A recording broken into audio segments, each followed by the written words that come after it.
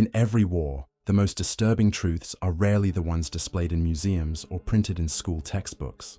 They linger instead in sealed archives, in heavily redacted files, in whispered testimonies buried by the state. World War II, a conflict documented to exhaustion in popular culture, still harbors shadows that remain largely untouched by public record. Hidden beneath the official accounts of heroic battles and grand strategies are darker, more uncomfortable stories. Stories that governments suppressed, that survivors dared not speak of, and that witnesses carried to their graves. The war was not just fought on open battlefields, but in interrogation chambers, sealed train cars, frozen seas, and forgotten caves. Intelligence reports and captured documents, when declassified decades later, point to chilling events erased deliberately from official narratives. What we are left with are fragments, mentions in naval logs, stray references in tribunal transcripts, and testimonies smuggled from behind iron curtains. Each fragment hints at a parallel war, one where secrecy, betrayal, and calculated silence claimed as many lives as bullets and bombs. The disturbing truth is not only what was done, but how efficiently it was hidden. Tonight, we open those sealed boxes of history. Tonight, we unearth stories that official accounts refuse to recognize. These are not tales of victory or glory. These are the files that generals burned, that governments sealed for 75 years, that historians still tread carefully around. What you're about to hear is not meant for comfort, but for confrontation with the forbidden side of history. Chapter 1: The Black Convoys of Murmansk. In the frozen expanse of the Arctic Circle, where daylight itself can be consumed by months of unbroken night, a series of naval operations unfolded that were never meant to appear in the official history of the Second World War. The convoys to Murmansk and Arkhangelsk are often celebrated as lifelines of Allied support to the Soviet Union. They carried tanks, aircraft, and ammunition across some of the most dangerous waters patrolled by German U-boats and Luftwaffe bombers. Yet within Soviet archives marked S-173 and partially declassified in the 1990s, a separate category of shipping manifests was discovered. Entries that did not list weapons or supplies, but instead referred to special cargo, always accompanied by escort, instructions classified as non-negotiable. These files pointed to the existence of what survivors later whispered about as the Black Convoys. They were not part of the official Lend-Lease routes, but shadow fleets that left Narvik, Tromsø, and other Norwegian ports under Kriegsmarine cover, carrying not steel or fuel, but men and women whose existence would be deliberately erased. Eyewitness accounts from captured Norwegian dock workers describe ships painted entirely in matte black, their markings stripped, their hulls modified with reinforced compartments below the waterline. Prisoners of war, Soviet defectors, and captured partisans were herded aboard under Gestapo supervision. Some testimonies spoke of chained groups marched through Narvik at night, their heads covered in hoods, guarded by SS officers who referred to the operation only as Eisnacht, the night of ice. From 1942 to 1944, these convoys sailed under the cover of polar storms and aurora-filled skies, slipping through the same ice fields where Allied reconnaissance patrols had orders not to interfere. According to a British Admiralty file labelled ADM 223-19, reconnaissance photographs of blackened ships moving east through the Barents Sea were marked with the annotation, "Observation noted, no further action required." Someone at a higher level had ensured that questions would not be asked. The fate of those carried aboard was far darker than deportation. Soviet defectors within NKVD reports described how the prisoners were delivered not to camps known from the Gulag archipelago, but to uncharted labor sites in the Kola Peninsula, sites so remote they were never mapped or photographed. Some of these camps were described as experimental quarries, where prisoners were worked in sub-zero conditions with no shelter, tasked with extracting minerals under impossible conditions until death. Other testimonies suggested biological experiments, with captives deliberately exposed to the extremes of Arctic climate, as part of research into cold endurance for the German Wehrmacht. The truth is fragmented, as Stalin himself ordered files related to S-173 destroyed under a 1946 decree to eliminate records of compromising operations. The Soviet Union could not afford to reveal that thousands of its citizens had been handed over through backdoor arrangements, nor that Western allies might have known but turned away. One of the few moments when these phantom fleets collided with official records occurred in July 1943.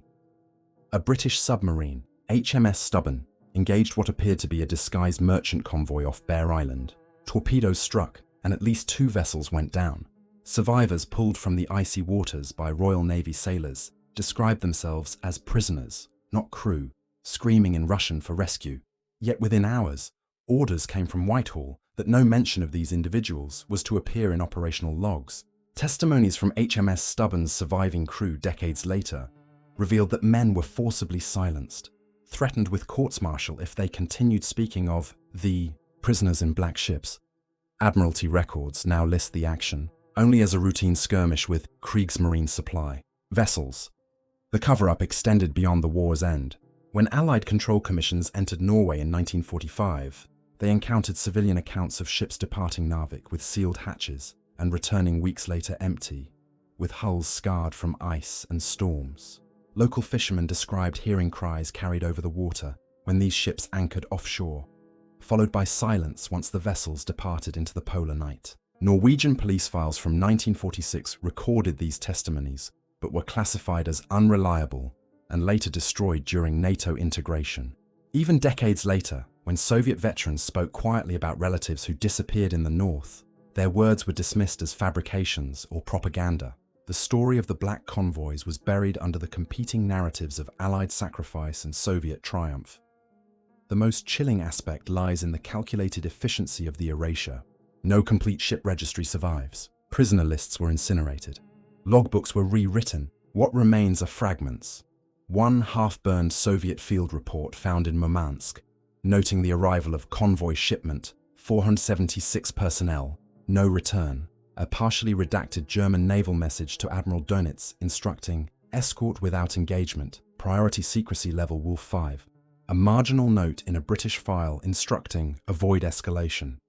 These fragments suggest cooperation at the highest levels, perhaps even unspoken agreements between enemies to dispose of those considered expendable. The war had created vast populations of prisoners, defectors, deserters, and political dissidents. For governments obsessed with control, the easiest solution was to make them vanish, where no record would demand explanation. To visualize the horror, one must imagine the voyage itself. Prisoners chained below deck in freezing darkness, the sound of ice grinding against the hull, the stench of sweat and seawater.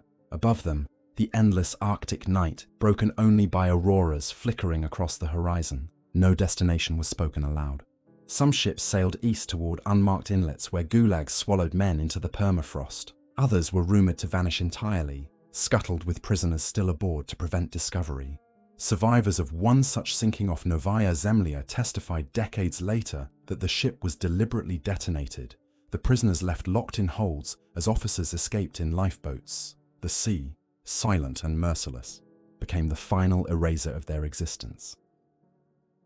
The Black Convoys of Murmansk remain one of the least acknowledged atrocities of the Second World War. Their silence is not accidental but engineered. By the Soviets, who could not admit to their own complicity, by the Germans, who destroyed evidence to conceal war crimes, and by the Allies, who chose strategic necessity over human lives. What remains are whispers in declassified files, scattered testimonies of aging witnesses, and the vast Arctic itself, still holding its secrets beneath shifting ice. Each disappearance marked not just the end of individuals, but the deliberate burial of truth. The war was not only fought with bullets and tanks, but also with silence, concealment, and the quiet efficiency of erasure. The Black Convoys remind us that some of the darkest chapters of history are those no one was ever meant to read. Chapter 2: Operation Ash Grove. Executions. Among the files seized from collapsing Reich offices in the final days of 1945, investigators found a series of memoranda stamped Geheime Reichssache, file number 17 to 44. The contents were disturbing not because of their brutality, but because of their calculated absence from the official war narrative. They described Operation Ash Grove, an internal purge that unfolded quietly across occupied Poland. Unlike the extermination campaigns already notorious for their industrial scale, this operation targeted not enemy civilians, but the Reich's own soldiers and sympathizers who had strayed from loyalty. Wehrmacht deserters, political dissidents, And even officers suspected of defeatism were rounded up under the cover of anti-partisan sweeps. The program was not designed for propaganda, nor for military necessity, but for silence. Those who vanished under Ash Grove were erased with an efficiency that rivaled the Reich's treatment of its declared enemies. The operation began in January 1944, as the tide of war turned decisively against Germany. With Soviet forces pushing westward after the victory at Kursk and partisan activity swelling in the forests of Poland, Himmler ordered SS security divisions to conduct what were outwardly described as clearance operations. These actions targeted wooded areas near Lublin, where deserters from both the Wehrmacht and the police battalions had been hiding among partisan groups. But the language within file number 1744 is explicit. The real mission was to neutralize elements compromising internal cohesion. Reports from SS Obersturmbannführer Karl Weitz described torching villages with flamethrowers, not because partisans were present, but because entire communities had been accused of harboring defectors from the fatherland. Prisoners captured during these sweeps were not transported to known concentration camps, but instead taken to makeshift execution grounds disguised as gravel pits, where they were shot en masse under cover of construction projects. Testimonies collected by Soviet SMERSH interrogators after the war paint a harrowing picture. Locals recalled sealed trains leaving forest clearings at dawn, the air heavy with the stench of scorched uniforms. These trains did not carry supplies. They carried the condemned. By dusk, the same cars returned, empty, save for faint stains on the wooden floors and the clinging odor of lime. Witnesses whispered of executions carried out with industrial precision. Prisoners marched in silence, forced to strip, and lined up in pits before gunfire erupted in controlled bursts. Lime was poured over the bodies, and bulldozers leveled the ground within hours. The locations were then marked for civilian projects, road extensions, storage depots, even playgrounds. By the end of 1944, entire landscapes in the Lublin district had been repurposed into everyday spaces that concealed their true foundations.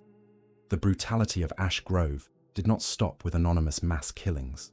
Records indicate the operation was also used to discipline the SS itself. Some officers refused to participate in executions, protesting that the campaign targeted fellow Germans rather than enemy civilians. Their names were later redacted from tribunal transcripts, erased to prevent recognition of dissent within the SS. Others, however, embraced the mission with zeal, competing for efficiency in the speed of clearances. A chilling letter from one SS officer, preserved in a Soviet archive, describes a night when 3 deserters were shot in a barn. The officer remarked on the silence of the execution, noting with pride that no bullet strayed, no voice was raised. Such language reveals the psychological detachment fostered by Ash Grove. Killing one's own became a test of obedience, a ritual of proving loyalty in the Reich's final, desperate year.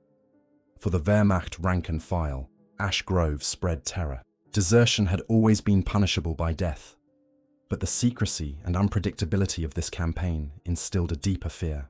Soldiers were told they would be transferred to new assignments, only to be marched into pits and executed. Units stationed near Lublin reported men vanishing overnight, their absence explained as administrative reassignment. Families back in Germany received telegrams stating their relatives had fallen in honorable service, with no mention of the circumstances. The propaganda machine masked betrayal as sacrifice, allowing the Reich to eliminate thousands without ever acknowledging internal collapse. In many cases, the bodies were never recovered, their graves hidden under layers of post-war construction, further blurring the truth. The few who survived Ash Grove did so by chance. One testimony, given decades later in a Polish war crimes trial, came from a man who escaped during a chaotic execution when Soviet artillery fire disrupted proceedings. He described hiding beneath corpses in a gravel pit, waiting until nightfall to crawl free. His account detailed the efficiency of the process. Trucks arriving with prisoners already bound, officers reading names from lists, machine guns pre-positioned at pit edges, lime and shovels waiting nearby. The man later fled into Soviet lines, where his story was recorded but kept classified under SMERSH protocols until after the Cold War. His survival offers one of the few first-hand glimpses into an operation, otherwise buried in destroyed files and censored testimonies. The aftermath of Ash Grove remains difficult to trace. Post-war tribunals made little mention of the campaign, focusing instead on the industrialized genocide of concentration camps. The killing of deserters and dissidents was often subsumed under broader categories of reprisal actions or anti-partisan measures. Only scattered references survive. A Soviet intelligence note describing execution pits disguised as infrastructure sites. A Polish police report about vanishing laborers near Lublin. A fragment of a Gestapo order citing maintenance of unity at all costs. These fragments reveal a systematic effort to erase evidence not just of murder, but of the Reich's internal fractures. To acknowledge Ash Grove would have been to admit that the German war machine, so celebrated for discipline, had been rotting from within.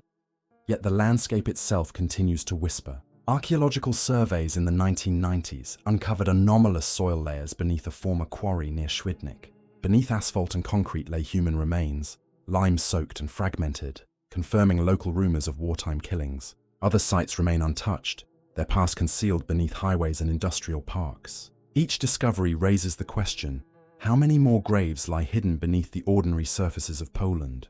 How many families still live unknowingly atop execution grounds where silence was imposed by both occupiers and liberators? Operation Ash Grove reveals the chilling logic of a regime collapsing under its own weight. It demonstrates how totalitarian power turns inward when external enemies prove overwhelming.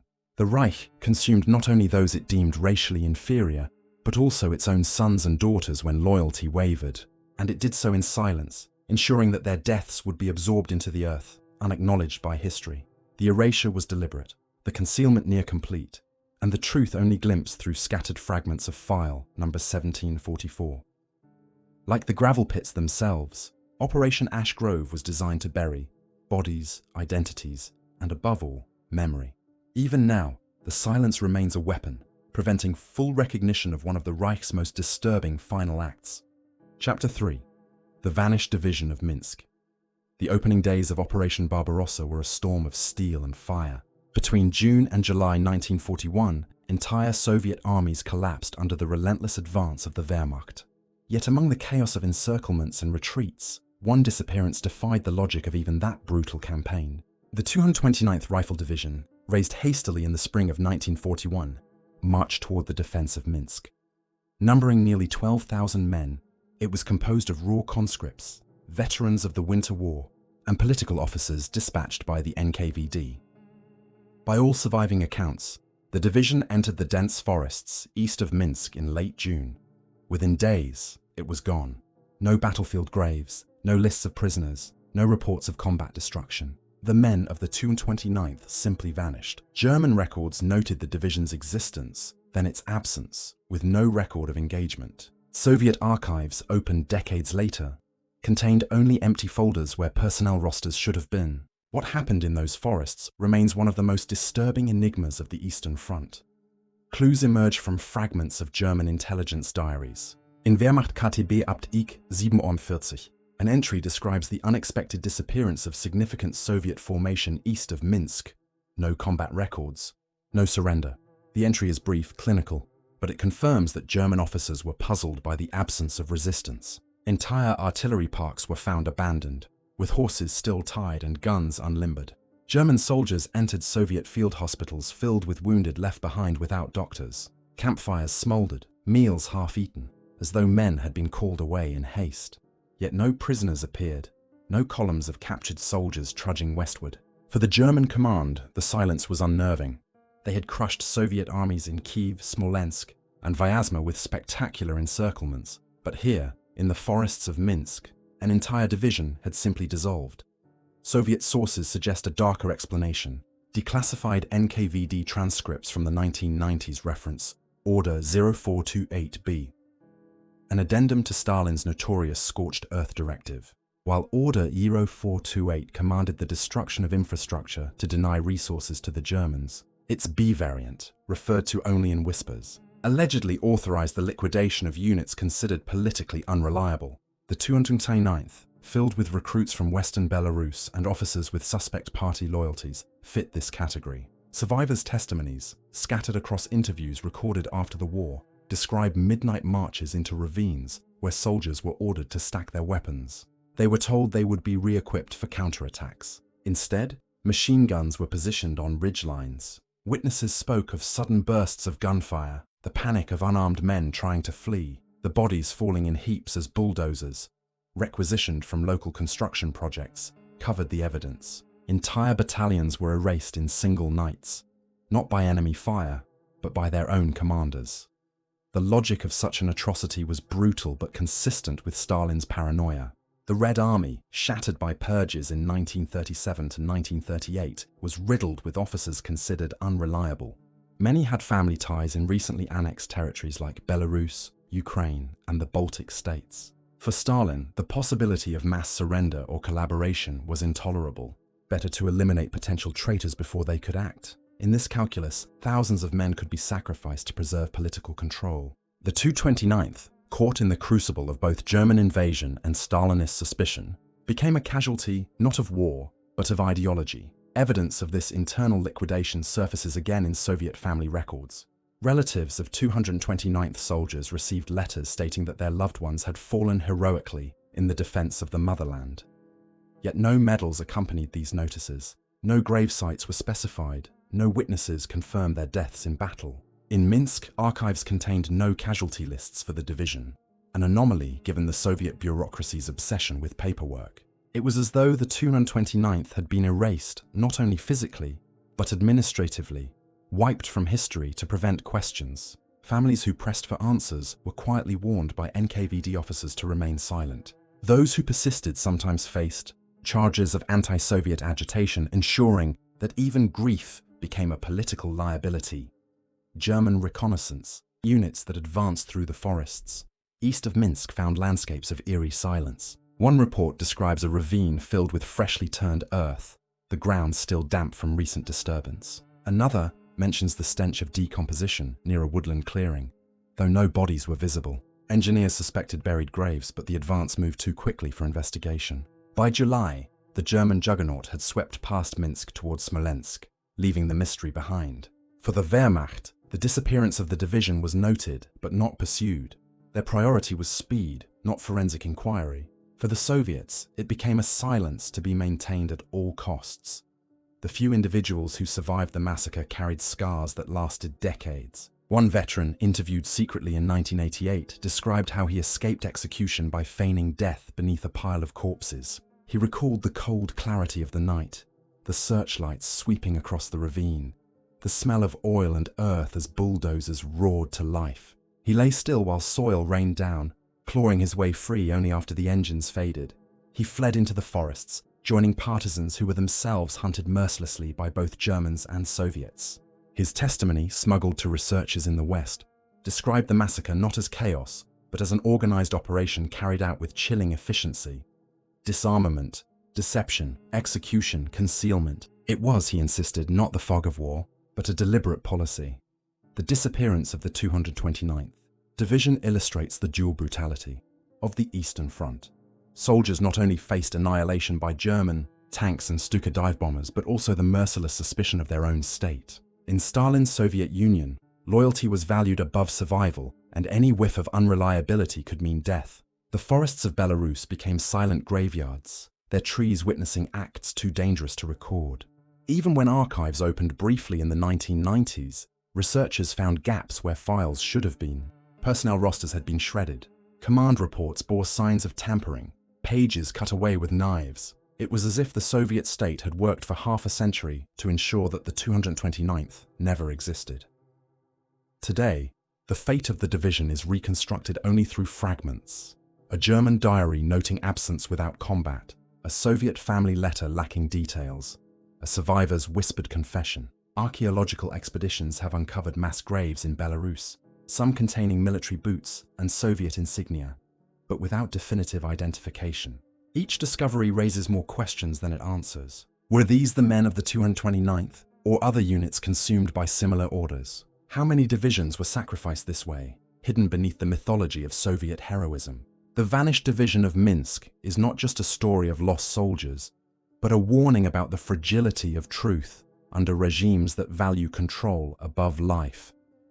What remains is an unresolved silence. The forests east of Minsk still hold their secrets, their soil layered with bones and memories. Families still wait for names that will never appear on monuments. Historians still search for files deliberately destroyed, and the vanished division endures as a ghost, a reminder that in the Second World War, disappearance could be as deliberate as death, and silence as powerful as a bullet. Chapter 4: The Sealed Caves of Okinawa. The Battle of Okinawa in the spring of 1945 was among the bloodiest confrontations of the Pacific War. For 3 months, American forces fought entrenched Japanese troops across ridges, valleys, and coastal defenses. Official accounts describe the ferocity of kamikaze attacks, the staggering civilian casualties, and the determination of Japanese soldiers who fought to the last man.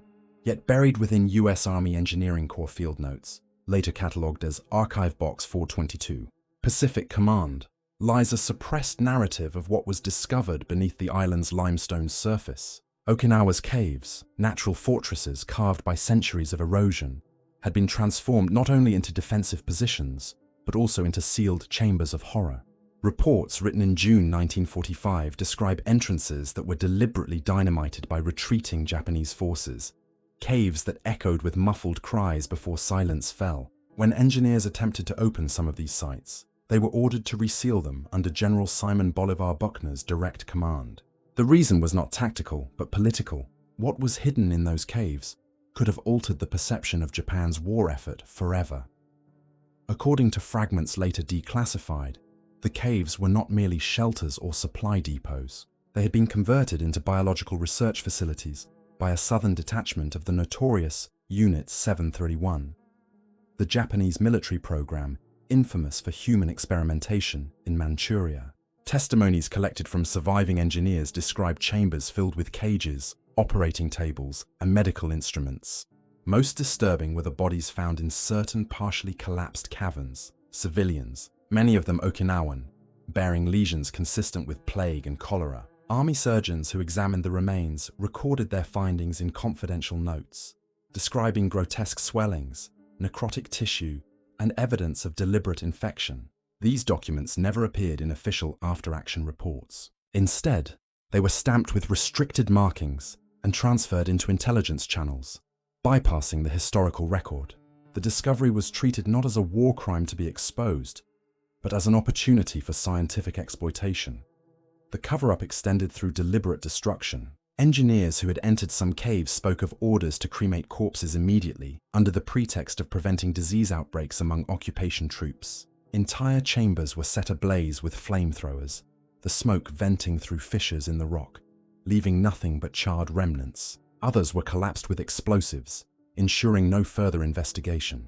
Survivors who tried to testify, Okinawan civilians who had witnessed captives being herded into caves before they were sealed, found their accounts dismissed as hysteria or confusion in the chaos of battle. Yet their memories were consistent. Japanese soldiers forcing villagers, including children, into limestone caverns, sealing the entrances with detonations, and leaving them to suffocate in the darkness. For decades, these stories circulated quietly among local communities, but were absent from national histories in both Japan and the United States. Intelligence exploitation became the unspoken motive. Just as Operation Paperclip had transferred German scientists to American laboratories, US intelligence saw in these discoveries an opportunity to secure Japanese expertise in biological warfare. Surviving members of Unit 731 were quietly relocated, some interrogated, and later offered immunity in exchange for data. The caves of Okinawa became bargaining chips in the shadow negotiations that mark the transition from World War II into the Cold War. Reports indicate that samples, including preserved tissues and experimental notes, were removed from the island and shipped to facilities in the continental United States. There, they vanished into classified research programs that would later surface only as rumors of secret testing during the 1950s. The dead of Okinawa, victims of a program they never understood, became part of a transnational bargain in which human suffering was exchanged for knowledge. The emotional weight of this hidden atrocity cannot be overstated. Imagine the scene as US engineers first breached a partially collapsed cavern. The stench of rot overwhelming even seasoned soldiers. The flicker of flashlights revealing rows of bodies, some still shackled, others bearing signs of medical incisions. Silence hung heavy, broken only by the dripping of water from limestone ceilings. For those present, the memory was seared permanently, yet they were forbidden from speaking. Some records describe soldiers breaking down in tears, others retching uncontrollably, while officers urged them to carry on with sealing procedures. The order was clear. This discovery would not be part of the war's official narrative. It would remain a classified anomaly, known only to a handful of intelligence officers and medical staff. For Okinawan civilians, the caves became symbols of both terror and erasure. Families who had lost members suspected their loved ones had perished in sealed chambers, but no graves were marked, no names recorded. The island itself was scarred, its limestone riddled with collapsed cavities, many of which remain unexplored. Oral traditions preserved the memory of screams that once echoed from sealed caves, of smoke rising mysteriously from hillsides, of soldiers preventing villagers from approaching certain sites. When survivors attempted to raise these issues in post-war years, they faced silence from both Tokyo and Washington. Japan, seeking to rebuild its image, avoided acknowledgement of Unit 731's southern operations. The United States, already engaged in Cold War rivalry, had no interest in exposing atrocities it had itself concealed for strategic advantage. The few surviving documents that escaped destruction paint a haunting picture. One medical note describes a woman in her 20s, discovered dead in a cavern, her arms covered in pustules and gangrene. Another references children with deliberate incisions for unknown purposes. Engineers noted crates marked with kanji symbols for research material, hastily smashed and burned under orders. In one report, an officer admits to hearing cries from behind a sealed wall of rubble, but states bluntly, orders prevented excavation, site resealed. Such sentences, clinical in tone, reveal the chilling dissonance between human suffering and bureaucratic procedure. Lives were extinguished not only by the Japanese who carried out the experiments, but also by those who chose silence afterward. Today, remnants of these sites linger beneath Okinawa's soil. Archaeologists and local historians occasionally stumble upon anomalous tunnels, fragments of surgical tools, or human remains buried within collapsed chambers. Yet official recognition remains absent. The caves of Okinawa, once sealed with explosives, remain sealed in memory as well. Their story is a reminder that victory in war does not guarantee truth, and that some horrors are buried deliberately to serve the interests of power. The sealed caves of Okinawa stand as unmarked graves for countless unnamed victims, their suffering traded for intelligence reports and forgotten in the glow of post-war triumphalism. In the silence of those caves lies the most chilling truth: that war crimes were not always exposed, but sometimes protected, hidden beneath limestone and paperwork alike.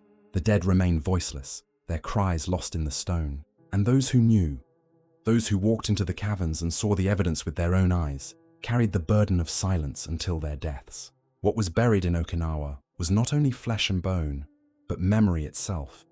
A memory sealed away as tightly as the caves that still lie collapsed beneath the island's surface. In every archive, there are files that remain unopened, and in every battlefield, there are graves without markers. The disturbing events we have unearthed, the black convoys that disappeared into the Arctic night, Operation Ash Grove and its pits of betrayal, the vanished division erased by its own command, and the caves of Okinawa sealed in silence, remind us that history is never complete. What has been written is often a compromise, shaped by governments, sanitized for textbooks, polished for public consumption. Yet beneath those layers, the truth persists in fragments: a scorched logbook, a missing personnel roster, an unmarked grave beneath a modern highway. These fragments whisper of horrors so profound that nations colluded to erase them. And perhaps that is the most disturbing reality of all. Not only the crimes themselves, but the silence that followed. For silence is not neutral. Silence is a weapon, wielded to protect power and deny justice. Each of these stories leaves us with questions that may never be answered. How many more convoys sailed unrecorded? How many pits remain hidden beneath cities and fields? How many divisions vanished not in combat, but in secrecy? And how many caves still conceal evidence of experiments no one dares to acknowledge? The war we think we know is only the surface. Beneath it lies another war, one fought not with armies but with erasure, deception, and the deliberate burial of truth. These shadows remain with us, unresolved, waiting for the day someone dares to break the silence.